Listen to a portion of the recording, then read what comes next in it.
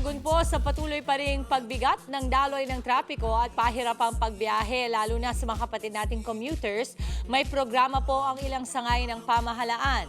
Ang iba pang detalye niyan, alamin natin kay Traffic Tito Mondi Lopez na nasa Batasan, Sandigan sa Quezon City po ngayon. Tito Mondi, ano raw ang plano nila dyan? Yes, Mami Dims! Good morning sa'yo. It's Wednesday. Yes. Sumasayaw-sayaw tayo. Team Commute, kaway-kaway, sabay. Eto na. Kalisilip tayo. Pakita natin.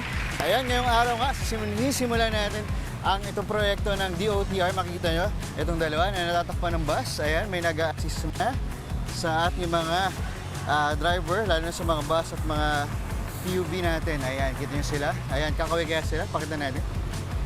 Sir, kaway kayo?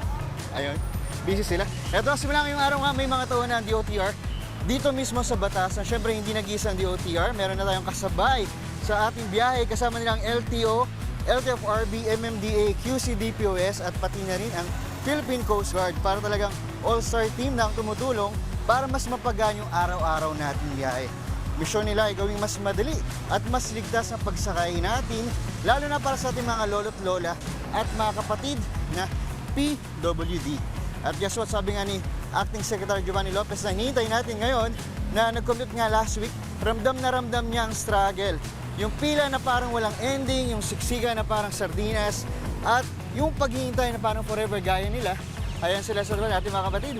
Ayan, kaya relate na relate siya sa atin. Sabi pa nga ni Sec Lopez, pilot run pa lang to, testing the waters kumbaga para makita kung saan kulang ng tao at PUV at kung paano hindi na tayo araw-araw para nag-obstacle course bago makasakay. Dagdag naman ng LTFRB, totoo nga raw, kulang talaga mga bumabiyahing sasakyan, lalo na tuwing rush hour. Pero don't worry nga, eto, ayan, kita nyo ba, isa ba rito, maganda rito? Ayan, meron pang, oops, ayan.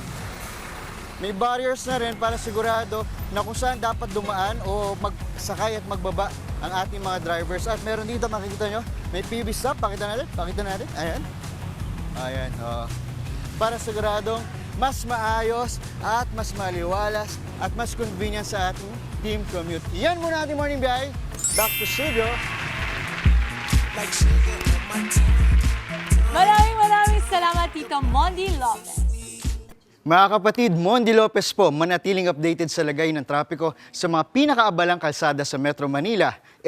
Mag-follow at subscribe na sa social media pages ng News 5.